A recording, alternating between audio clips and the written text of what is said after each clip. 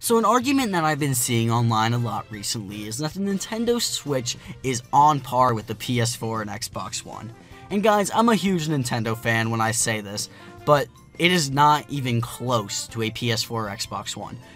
Subjectively put, the Nintendo Switch is somewhere between the Wii U and the Xbox One. The Switch is stuck in this awkward middle stage between the two consoles, and as a result, this can be an interesting thing for developers to try to port games to. Lesser demanding titles such as Sonic Mania and Shovel Knight should have no issue being ported, along with really any indie game, because let's be honest guys, indie games usually do not take up every last bit of power from the hardware. These type of games would be ported perfectly to the Switch and really shouldn't have that much issues. Sure, they're going to have to put in a bit more time to develop for the games for this system, but that's fine. They don't really have to do much downscaling, if any.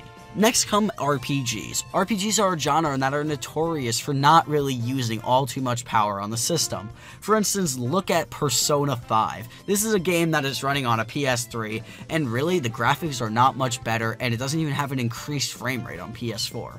So this is a game that, again, should hypothetically be able to run on the Nintendo Switch, along with a lot of other RPG games. Now, I'm not talking like action-adventure RPGs like Skyrim, even though Skyrim's being ported to the Switch, but stuff like The Witcher 3, that's not that type of RPGs I'm talking about. I'm talking about more JRPGs.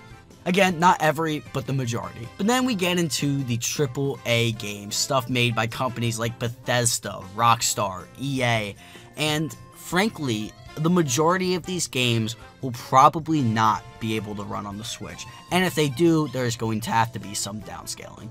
The Nintendo Switch is rocking the Tegra X1, so Tegra X1 is a GPU/CPU combination. This thing is an incredible piece of technology and is amazingly powerful for its size. But about a year ago, NVIDIA came out with the Tegra X2. Now, it didn't come out, it was announced, but this thing is more powerful than the Tegra X1. Actually, pretty significantly more powerful. I don't have the direct statistics, but I'll plop them up on screen for you guys. But this thing is a better piece of hardware. And this is where one of my issues come in with the Switch. I really honestly believe if Nintendo would have waited for this thing to become more readily available and cheaper, such as waiting a couple more months to release a system, the Switch would be a lot more future-proof than it is now. Also, upgrading the RAM to 8GB instead of 4GB, I think is another thing that the Switch could improve on. But all that aside, what does this mean for AAA games? A lot of AAA games are, frankly, a feat that they run on the PS4 and Xbox One. Even at the time of release, the PS4 and Xbox One were pretty underpowered systems for the technology of the time. Same thing with the Switch, but the developers are able to tap into this hardware and get amazing things running on it. Mostly because they have had the systems for a while, and they know all these tips and tricks that get the maximum performance out of it. For instance, look at games at the beginning of the PS3 cycle versus the end of the PS3 cycle.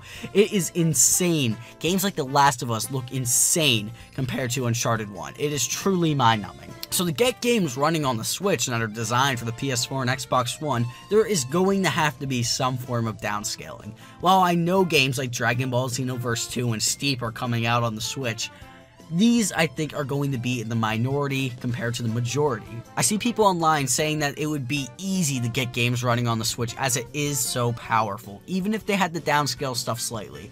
Which is in part correct, they are going to have to downscale, but they are also going to have to put a lot of time and resources into getting these games running on the hardware, and frankly, Nintendo didn't send out the dev kits fast enough for this to happen for the majority of releases coming out this year. It will be interesting to see at E3 if there's a lot of Switch support or not. I think this is going to be one of the huge deciding factors of the Switch.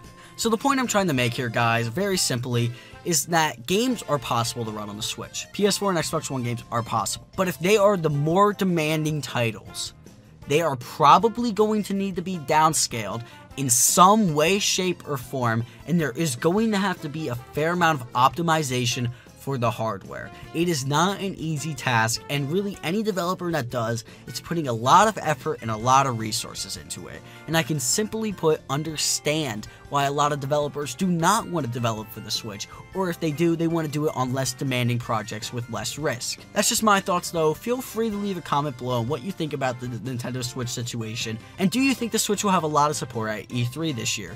I think this is a huge turning point for the system. If it does get a lot of support, but if it doesn't, I would be worried as a Switch owner. But anyway, guys, thank you very much for watching, and I'll see you guys later. Peace. Hey guys, just want to add this onto the end here. A friend and I ended up making a Wii U collecting group on Facebook.